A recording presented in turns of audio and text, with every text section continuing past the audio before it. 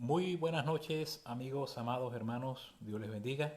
Espero que hayan tenido un excelente día de cuarentena para pasarla en familia, reflexionar, compartir, orar, meditar en la palabra de Dios y llamar a los seres queridos. Aquí seguimos hasta que el Señor, a través de las autoridades, le ponga finiquito a la cuarentena. Pero mientras tanto, seguimos pegados al Señor. Bueno, amados, seguimos con el estudio sobre la carta de Judas, los hechos de los apóstatas. La clase pasada hablamos sobre la comparación de los apóstatas con fenómenos de la naturaleza. Versículos 2 y 13, cuando Judas dice que estos son manchas en vuestros ágapes, que comiendo impúdicamente con vosotros se apacientan a sí mismos. Nubes sin aguas, llevadas de acá para allá, por los vientos, árboles otoñales sin fruto, dos veces muertos y desarraigados, fieras ondas del mar que espuman su propia vergüenza, estrellas errantes para los cuales está reservada eternamente la oscuridad de las tinieblas. Ahí vemos Judas, cómo los compara con fenómenos, con manchas, con nubes sin agua, con árboles otoñales, con fieras ondas del mar y con estrellas errantes, con esas estrellas errantes que andan sin ningún rumbo fijo, que andan sin órbita. Así son los apóstatas, no tienen una meta fija, no tienen un rumbo fijo con respecto al Señor, pero sí con respecto a la agenda de Satanás. Y sabemos que su condenación va a ser el infierno. Pero continuamos y Judas sigue añadiendo más con respecto a los apóstatas. Y en el versículo 15, versículo 14 y 15, Judas nos habla acerca de una profecía importante para los apóstatas y para el mundo venidero. Una profecía que tiene que ver con el regreso de Cristo. Muchos creen que cuando Cristo regrese va a ser como la primera vez, que va a venir tranquilo, manso, humilde, ¿vale? Que la primera vez vino como un corderito. De hecho, estamos celebrando pues en abril, hoy Viernes Santo, pues estamos celebrando su pasión, su muerte, y el domingo pues celebramos su resurrección. Y vemos que la primera venida de Cristo vino como un corderito, haciendo señales, prodigios, milagros. Hicieron con él lo que quisieron. Lo escupieron, lo abofetearon, lo humillaron, lo corrieron. Bueno, ¿qué no hicieron con Cristo? Pero ya la segunda vez cuando venga, ya no va a venir como ese corderito, sino que va a venir como un león y viene a saldar cuentas. Y eso es lo que nos habla Judas aquí en su carta. Dice en el versículo 14 y 15, de estos también profetizó Enoc, séptimo de Adán, diciendo, he aquí vino el Señor con sus santas decenas y millares, para hacer juicio contra todos y dejar convicto a todos los impíos de todas sus obras impías y de todas las cosas duras que los pecadores impíos han hablado en contra de él. Bueno, aquí Judas nos presenta tres aspectos importantes del regreso de Cristo en juicio contra los apóstatas. Y no simplemente contra los apóstatas, sino contra este mundo, pues, contra este mundo incrédulo que en vez de buscar cada día más el Señor, no busca más el Señor. Es un mundo que está descarriado, que hace lo que le da la gana, que tiene su propia religión, que tiene su propio Cristo, y vive como en los tiempos de Noé. Así estamos hoy, viviendo los tiempos de Noé. La gente casándose, dándose en casamiento, inmoralidad, todo tipo de inmundicia, todo tipo de pecado, idolatría, rebelión, soberbia. Así está el mundo. Eso es mentira de que el mundo está despertando a las cosas espirituales, no.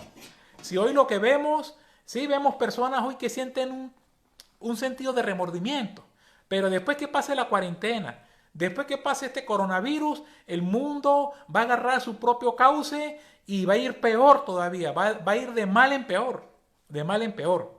Simplemente esto es un resguardo para que cuando pase esta pequeña tormenta, esta pequeña prueba, esta pequeña pandemia, el mundo que no conoce a Cristo, el que no conoce en el sentido de que ha nacido de nuevo, que se ha arrepentido de sus pecados, que ha aceptado a Cristo como su Señor y Salvador. A esas personas me refiero yo, porque todo el mundo conoce a Cristo. Hoy hasta los ateos, hasta los borrachos, los homosexuales, los brujos, las lesbianas, hoy pues están rezando y hasta viendo una película de Cristo. Una cosa es que usted conozca a Cristo intelectualmente y otra cosa es que usted conozca a Cristo espiritualmente, que tenga un encuentro personal, que usted se arrepienta de sus pecados y que su vida no vuelva a ser la misma.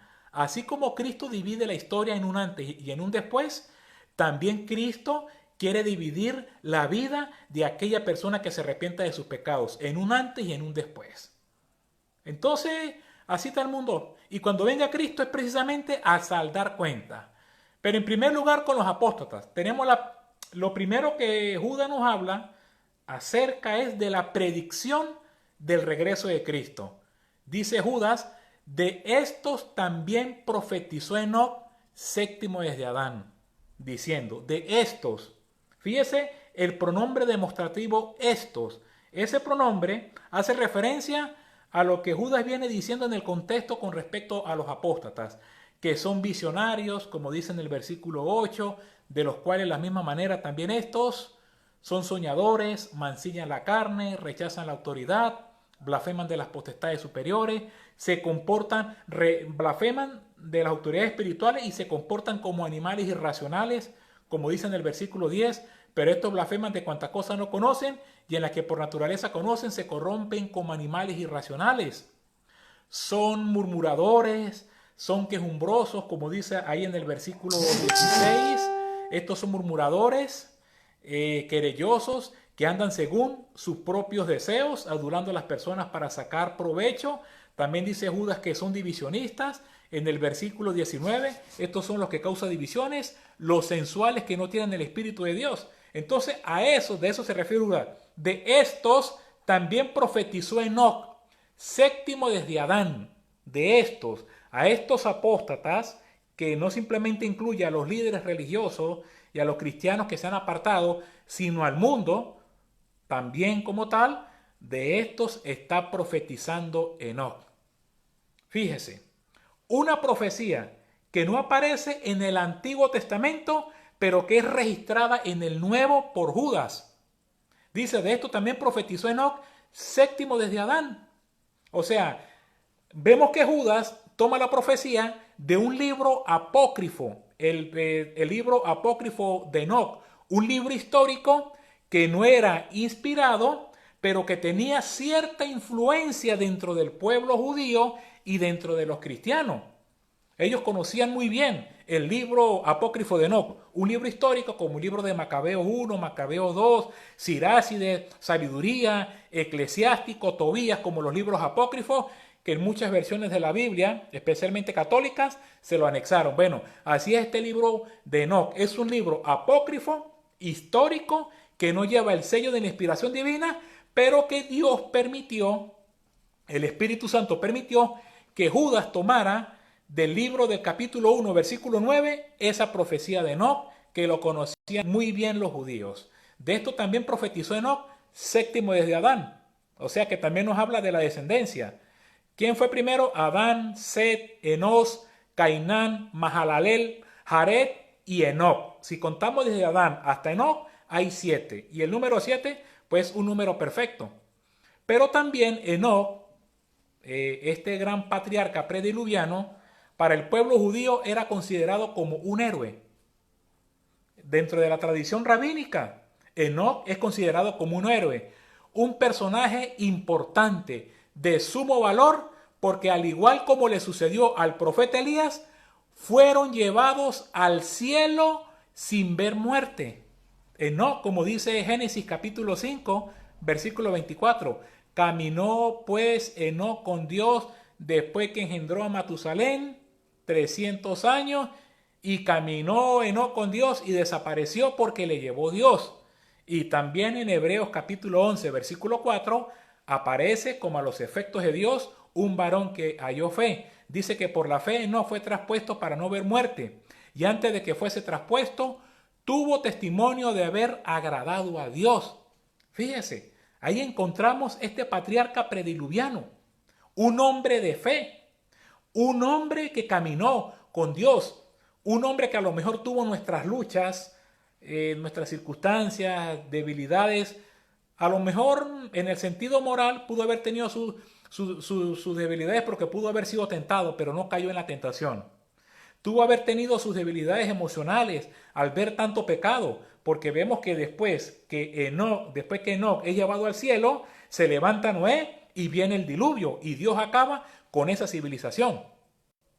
O sea que Enoc es un tipo de la iglesia que va a ser llevada antes de que Dios sentencie a esta humanidad con los juicios de la gran tribulación.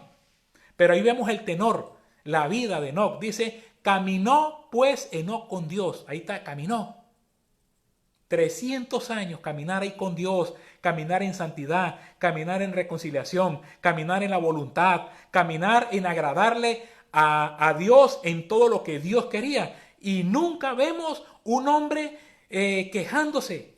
Ahí no encontramos a Enoc quejándose. Un hombre que negó su voluntad por 300 años predicando la palabra, una atalaya, predicando el regreso de Cristo. Mensaje por el cual muchos ministros y pastores no predican. Enoc, una atalaya, un predicador que anunciaba la palabra de Dios tal y cual como se le había encomendado. Enoc no era de estos predicadores y de estos pastores modernos que suavizan el mensaje de la palabra de Dios, que mutilan la palabra de Dios, que diluyen el mensaje de la palabra para hacer sentir bien a los congregantes, porque es más importante las personas que la palabra de Dios. Entonces no vamos a hablar nada de estas cosas que hagan sentir mal y que confundan a las personas. Imagínense estos hombres que se ponen en el lugar de Dios y niegan la palabra de Dios. Niegan la palabra de Dios. Por eso dice en Gálatas capítulo 1, versículo 10, el apóstol Pablo, o trato de buscar el favor de Dios o el de los hombres, o trato de agradar a los hombres, porque si agradaría a los hombres, no sería siervo de Dios. Ya hay muchos pastores que están enviando almas al infierno, porque no les predica la palabra, porque no les predican del pecado, porque no les predican del regreso de Cristo que viene a juzgar esta humanidad. Hay pastores que saben y ministros que están en pecado, que tienen ovejas en el altar, que están practicando el pecado, jóvenes, y hay muchos ministros que no hacen nada y no predican estos mensajes, sino que predican un pseudo mensaje para hacer sentir bien a las personas. O sea, le dan un placebo, un mensaje que agrada a Satanás, pero que deshonra a la persona de Cristo. Entonces, aquí vemos a Enoc, séptimo desde Adán, un hombre valeroso, un predicador, un atalaya, un conquistador de la fe, un hombre fiel a Dios, que no desmayó, que no claudicó en su fe, pero que predicaba el mensaje de la palabra de Dios, predicaba el regreso de Cristo. Y es la primera profecía con respecto a la segunda venida de Cristo que no se halla en el Antiguo Testamento, pero que fue anunciada por un personaje del Antiguo Testamento, pero que está escrita en el Nuevo Testamento, y que Dios le permitió a Judas, a través del Espíritu Santo, usar esta palabra para hablar de un evento importante como lo es el regreso de Cristo, que está lleno desde el Génesis hasta el Apocalipsis, profecías con respecto al advenimiento de Cristo. En segundo lugar, ¿qué tenemos con respecto al regreso del mensaje de Cristo? No simplemente tenemos su predicción, predicada por Enoc, sino que también tenemos su expectación, cuando dice, de estos también profetizó Enoc, séptimo de Adán, diciendo, he aquí vino el Señor. O sea, amigo, amado, hermano que me ve, la expectación del juicio divino contra los apóstatas y contra el mundo impío queda sellada por la profecía de Enoc.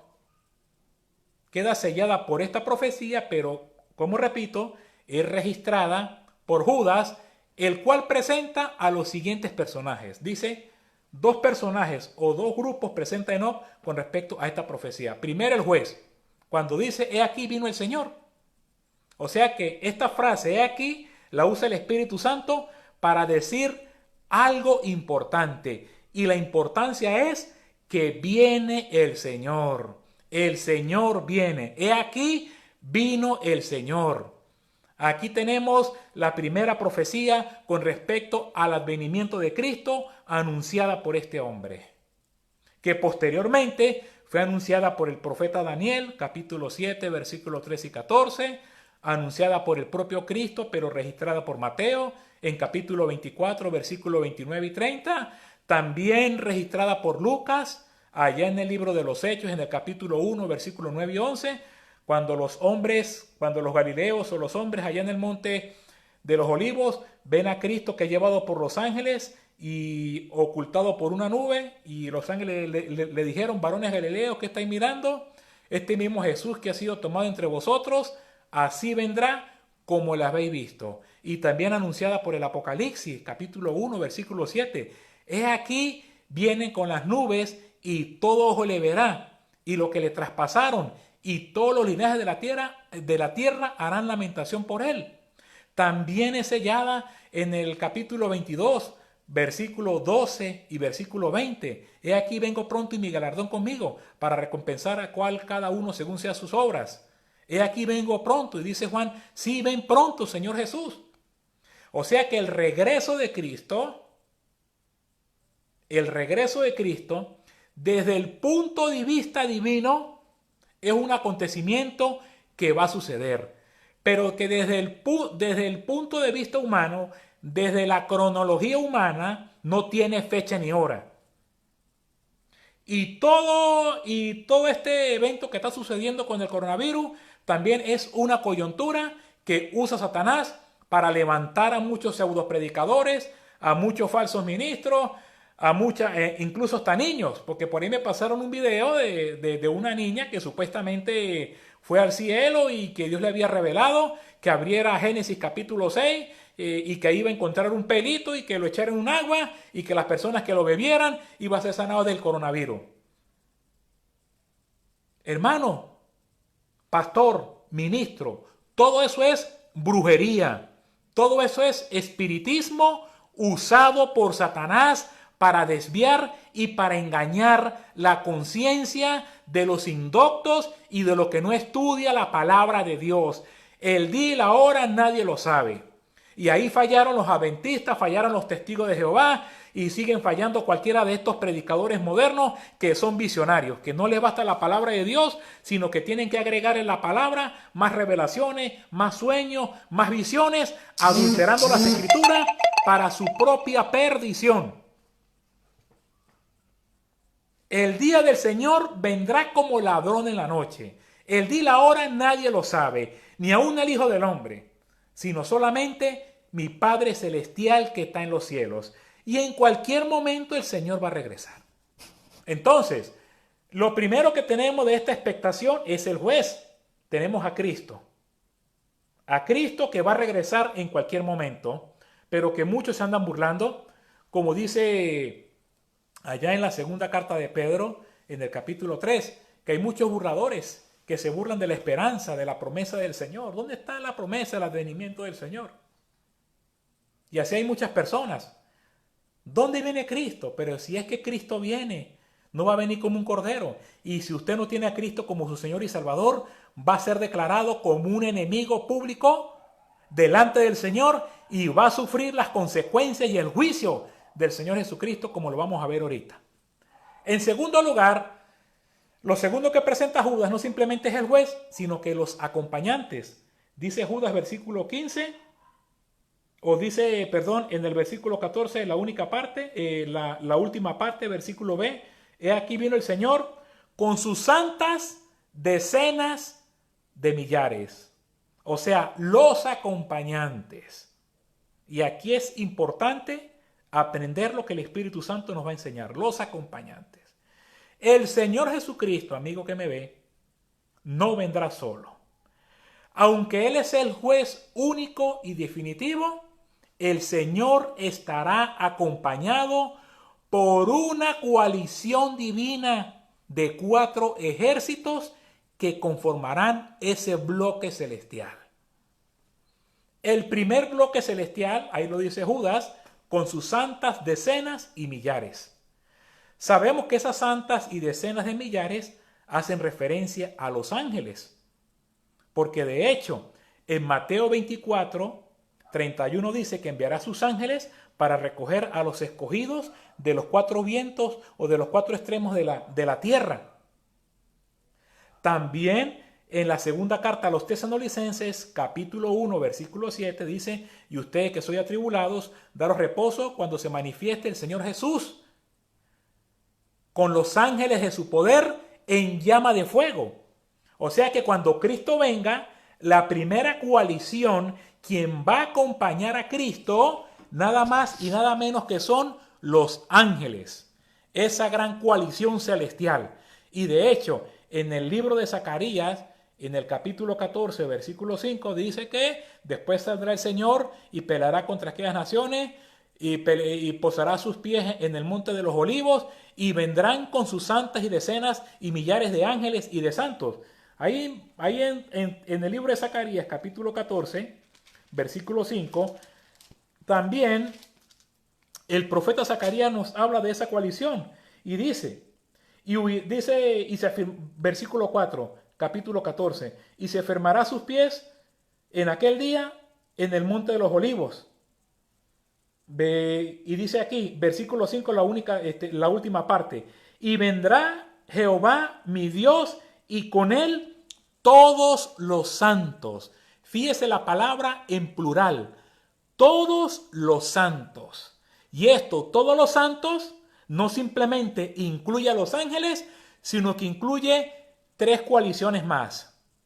Y la otra coalición que yo debería nombrar primero, pero no la quise nombrar por los ángeles porque se nombra más a los ángeles, la otra coalición celestial que va a venir con Cristo en su venida es la iglesia de Jesucristo, la iglesia redimida, como está escrita en Apocalipsis capítulo 19, versículo 14, con respecto al regreso de Cristo. Aquí se nos habla de la otra coalición.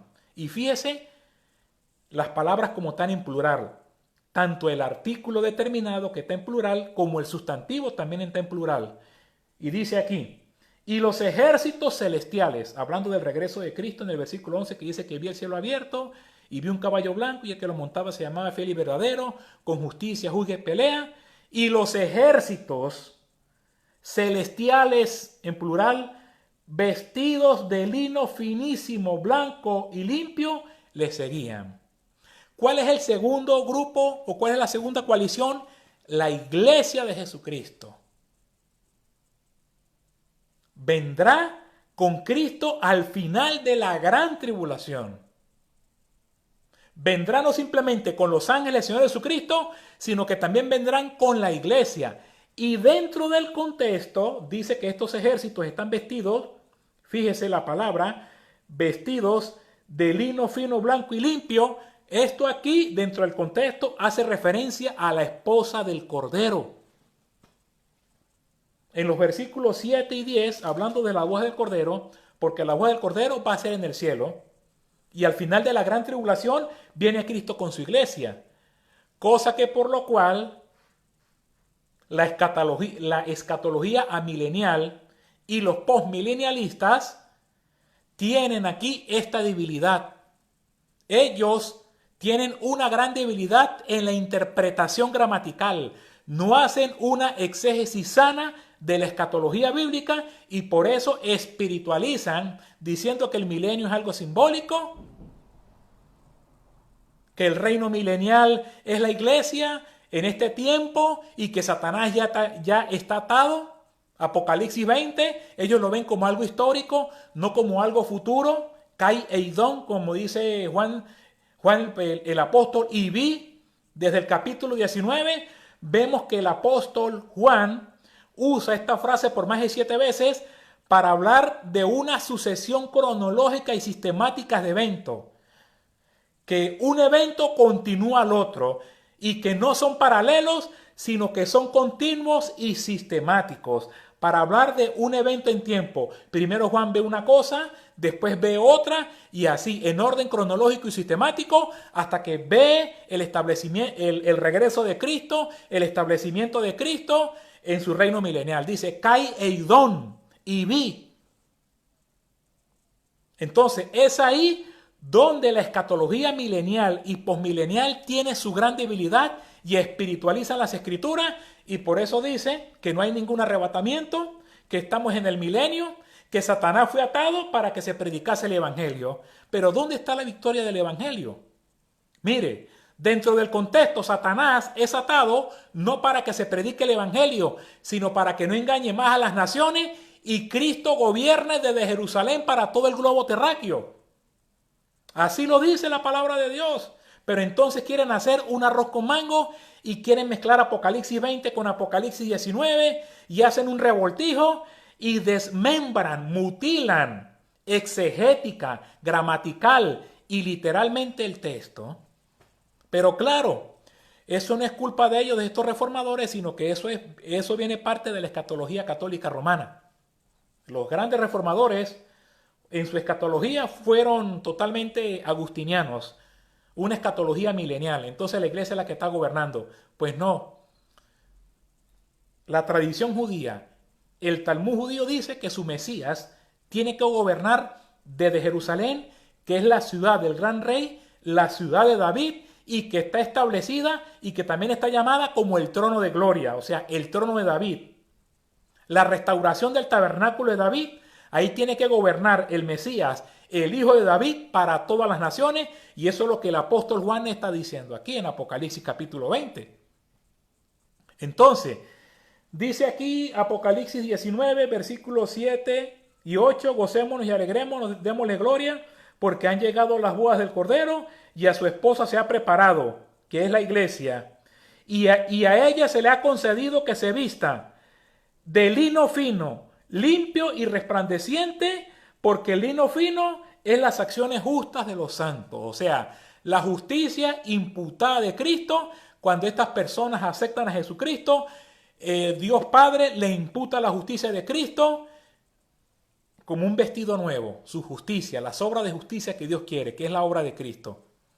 Entonces, aquí vemos que el segundo grupo, la segunda coalición, es la iglesia que va a acompañar a Cristo. Primero los ángeles, o primero la iglesia, como usted quiera. Los ángeles de la iglesia van a venir con Cristo.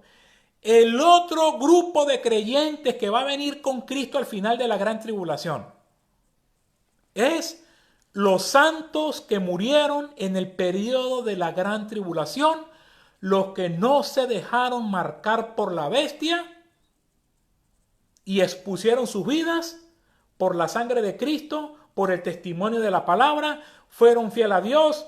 Satanás a través del anticristo los decapitó, los quemó, los descuartizó, los asesinó, los tiroteó, como sea. Ellos murieron por aceptar a Cristo.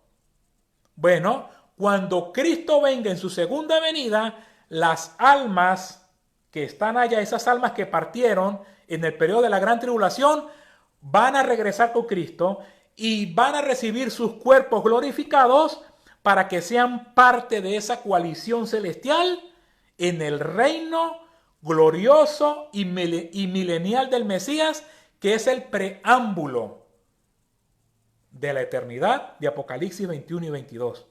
Entonces, mire aquí Apocalipsis 24.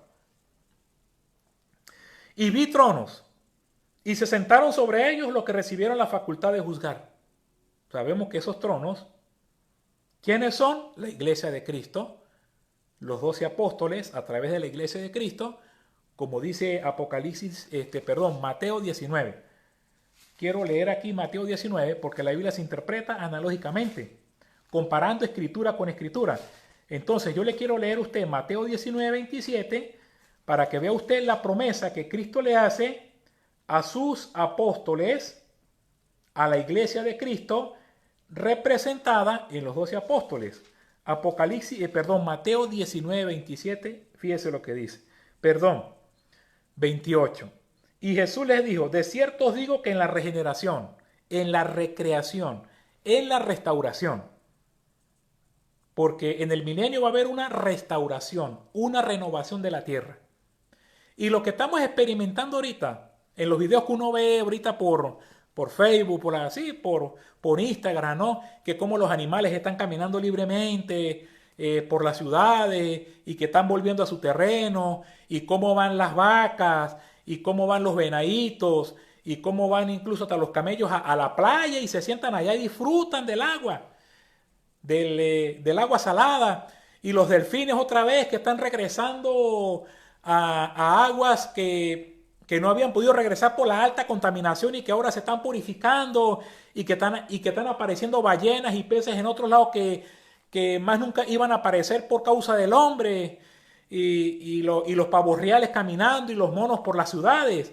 Bueno, ahorita lo que estamos viendo es algo ínfimo en comparación en esa restauración y recreación de la tierra en el milenio cuando Cristo venga. Ahí los animales van a caminar libremente y Dios va a quitar ese bestialismo, esa división, esa ferocidad de los animales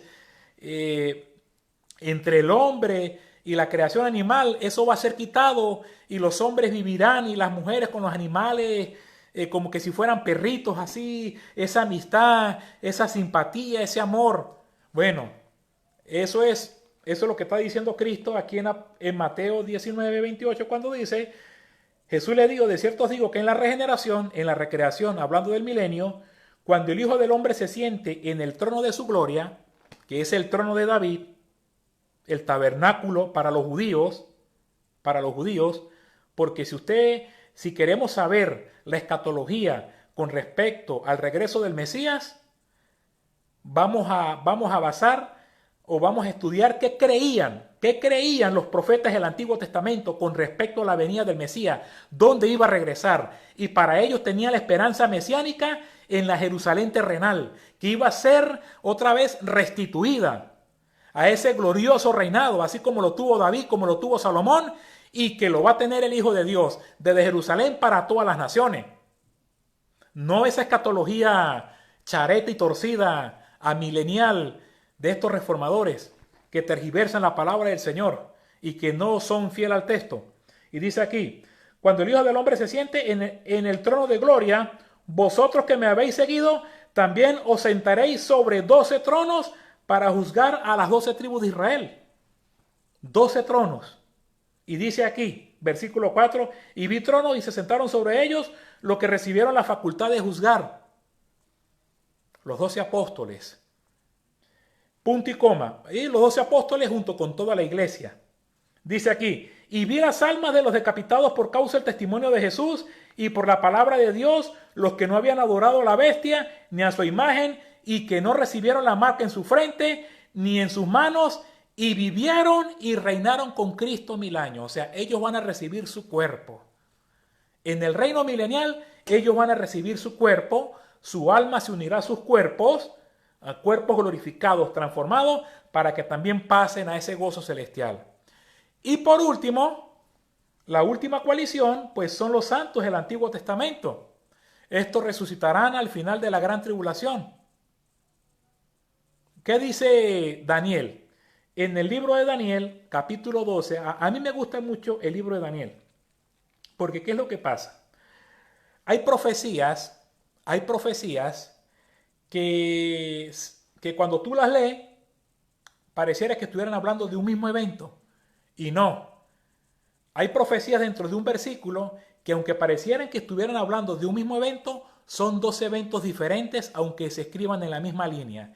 Y por una coma o un punto y coma, hay un periodo muy largo de tiempo. Y eso lo vamos a ver ahorita. Ejemplo, Daniel capítulo 12. Los santos del Antiguo Testamento también vendrán con Cristo y ellos son los convidados a las fiestas de las bodas del Cordero. Porque las bodas se celebrarán en el cielo y tendremos una fiesta, pero la fiesta mayor se hará acá en la tierra. Desde Jerusalén para todas las naciones. Dice Daniel capítulo 12, versículo 1 y 2. En aquel tiempo se levantará Miguel, el gran príncipe, que está de parte de los hijos de tu pueblo, y será tiempo de angustia, cual no fue desde que hubo gente hasta entonces. Pero en aquel tiempo será libertado tu pueblo, todos los que se hallen inscritos en el libro. Vemos aquí Daniel capítulo 12, versículo 1, es una profecía con respecto a la gran tribulación y que tiene su paralelo en Apocalipsis capítulo 12, versículo 6 en adelante, cuando se habla de la batalla del arcángel Miguel y sus ángeles con los ángeles de Satanás y Satanás mismo en el cielo, y dice que no se halló lugar para Satanás y fue lanzado a la tierra. Entonces Satanás, a través del anticristo, va a hacer guerra y va a perseguir al pueblo judío, y Dios va a guardar a ese remanente en el desierto. Versículo 2. Y muchos de los que duermen en el polvo de la tierra serán despertados, unos para vida eterna y otros para vergüenza y confusión perpetua. Aquí se está hablando de la resurrección, de dos resurrecciones, que no va a suceder en un solo evento. No va a suceder en un solo evento. Y aquí los amilenialistas y los postmilenialistas ven esta resurrección como un solo evento, que unos van a ser salvos y otros van a ser condenados. No. Este paralelo tiene su texto en San Juan capítulo 5. Cuando usted analiza San Juan capítulo 5, versículo 28, cuando Cristo habla acerca de sus credenciales, con respecto al de dar vida, al de resucitar y al de juzgar. Aquí vemos al Señor Jesucristo en el capítulo 5, versículo 28, hablando acerca de la resurrección. Pero una resurrección que tendrá un doble cumplimiento, y que dentro de una resurrección y otra va a haber un periodo de tiempo muy largo. Y eso lo vamos a explicar ahorita. Mire lo que dice aquí. No os maravilléis de esto, porque vendrán hora cuando todos los que están en los sepulcros, oirán su voz.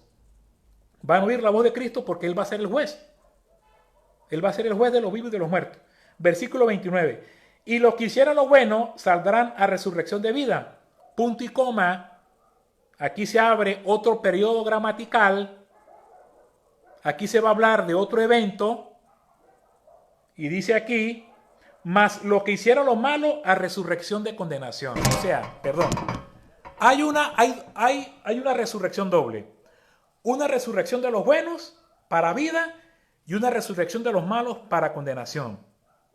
Y el Señor Jesucristo aquí aclara el tiempo y el espacio en que va a suceder una y otra resurrección. La primera resurrección aquí de los buenos es llamado, o la resurrección aquí de lo que hicieron los buenos, es llamado por Cristo la primera resurrección. Y esa va a tener su cumplimiento con el arrebatamiento de la iglesia. Los muertos en Cristo resucitarán primero. ¿Por qué? Porque la segunda venida de Cristo es una venida que tiene varias fases. Así como la primera venida de Cristo tiene varios aspectos: el nacimiento de Cristo, la circuncisión de Cristo, la presentación de Cristo, el bautismo de Cristo, el ministerio de Cristo, la pasión y muerte y resurrección de Cristo. La primera venida, fíjese todo lo que conlleva. La segunda venida de Cristo va a empezar con el arrebatamiento de la iglesia, la primera resurrección. Serán con todos aquellos hermanos que son adelantados. Ellos van a regresar con Cristo hasta las nubes, van a recibir sus cuerpos, y nosotros los que vivamos, si estamos vivos, entonces seremos arrebatados juntamente con ellos en las nubes.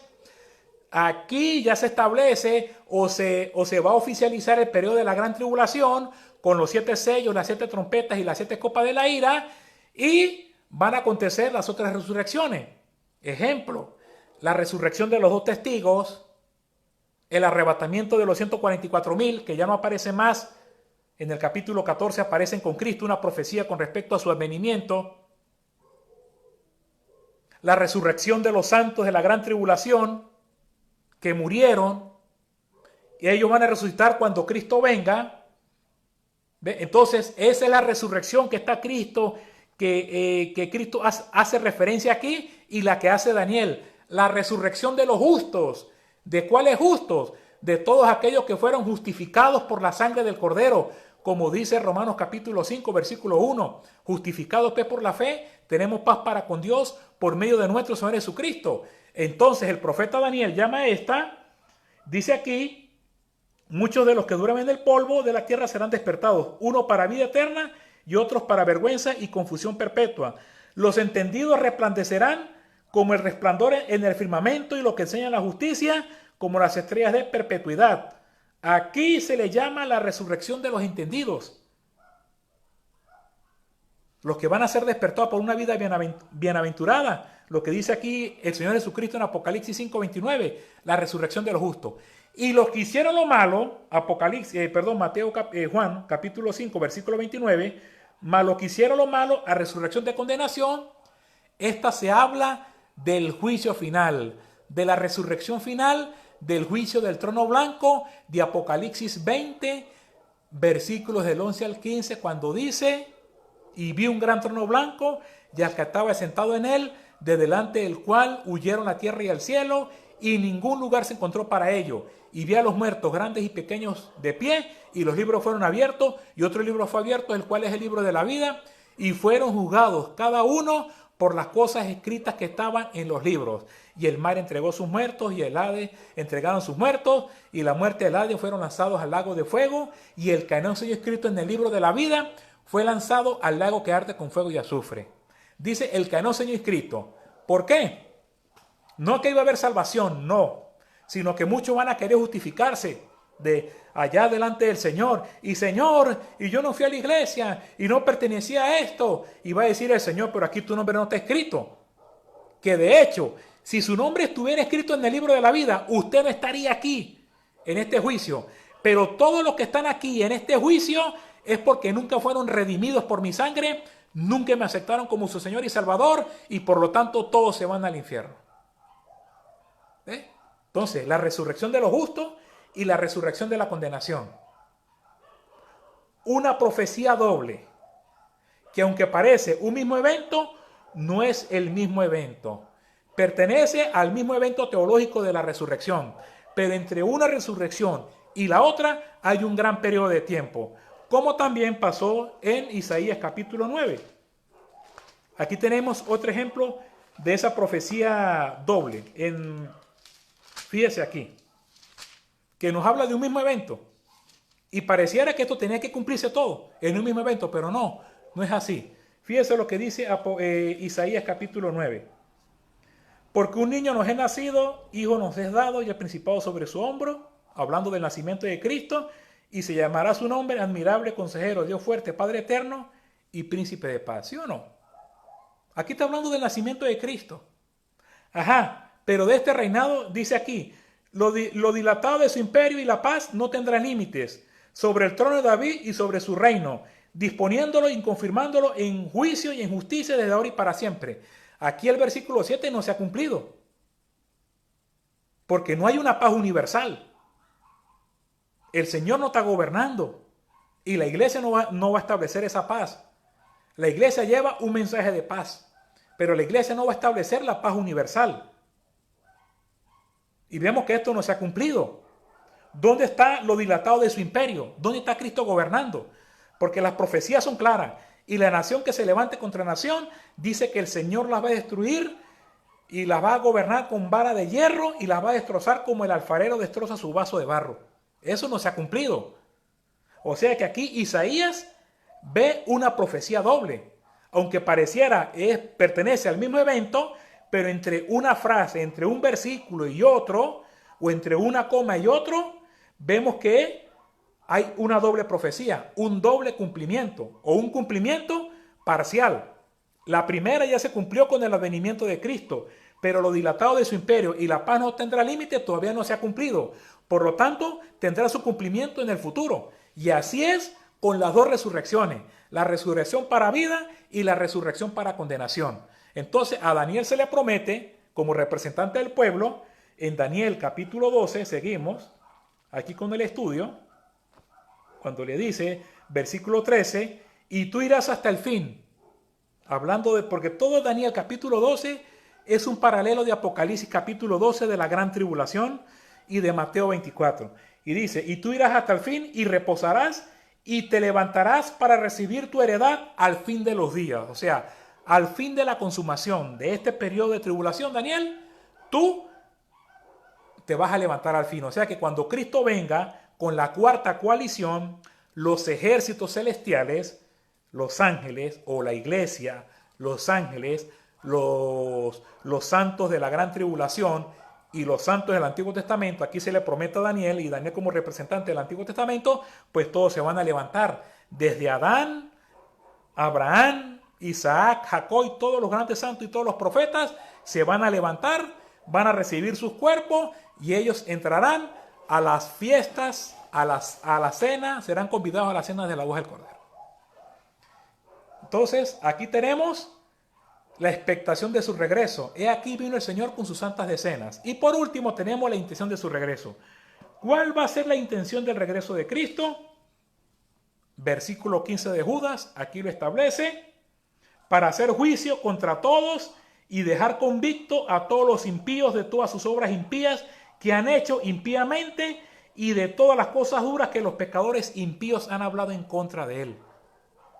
Ese va a ser el regreso de Cristo, para juzgar a los impíos, para juzgar a los apóstatas, para juzgar a los rebeldes, para juzgar a los idólatras, para juzgar a los fornicarios, a los adúlteros, a los contumaces, a los incrédulos. Ese va a ser el regreso de Cristo. Segunda carta a los Tesalonicenses, capítulo 1, aquí el Señor lo establece, o el apóstol Pablo lo establece un poquito más claro. En la segunda carta a los Tesalonicenses, ya para finalizar, versículo 7 de la segunda carta del capítulo 1 dice: y ustedes que son atribulados, daros reposo con nosotros cuando se manifieste el Señor Jesús desde el cielo con los ángeles de su poder, en llama de fuego, para dar retribución a los que no conocieron a Dios ni obedecieron al evangelio de nuestro Señor Jesucristo. A los que no conocieron a Dios, a aquellos que rechazaron, que nunca tuvieron un encuentro personal con el Señor, ni obedecieron. Y dice aquí: los cuales sufrirán pena de eterna perdición, excluidos de la presencia del Señor y de la gloria de su poder. Versículo 10: cuando vengan aquel día para ser glorificado en sus santos y ser admirado en todos los que creyeron, por cuanto nuestro testimonio ha sido verdadero. Este va a ser la verdadera intención del regreso de Cristo: juzgar a los impíos de todas sus obras impías y de todas las cosas duras que los pecadores impíos han hablado en contra de él. Jesucristo vendrá como un león, ya no vendrá como ese corderito, ya no va a poner la cara para que se la escupan, sino que va a poner la cara porque va a salir juicio de su boca, palabras de fuego de su boca, para condenar a todos los impíos y para poner orden en este mundo impío. Entonces, ese será el regreso de Cristo en juicio para los apóstatas. Hablamos de su predicción, hablamos de su expectación y también hablamos de la intención del regreso de Cristo. Espero que le haya gustado este estudio, que sea de beneficioso para su vida. Y bueno, hoy hablamos el séptimo. Ya nos quedan 2 o 3 estudios más. Nos quedan 3. Nos quedan 3 para finalizar el libro o la carta de Judas, los Hechos de los Apóstatas, en sus 25 versículos. Que el Señor me siga dando vida para darle continuidad a este estudio, si es la voluntad del Señor, y para beneficio de su vida. Que el Señor les bendiga, que pasen una buena noche y nos vemos en otra próxima oportunidad.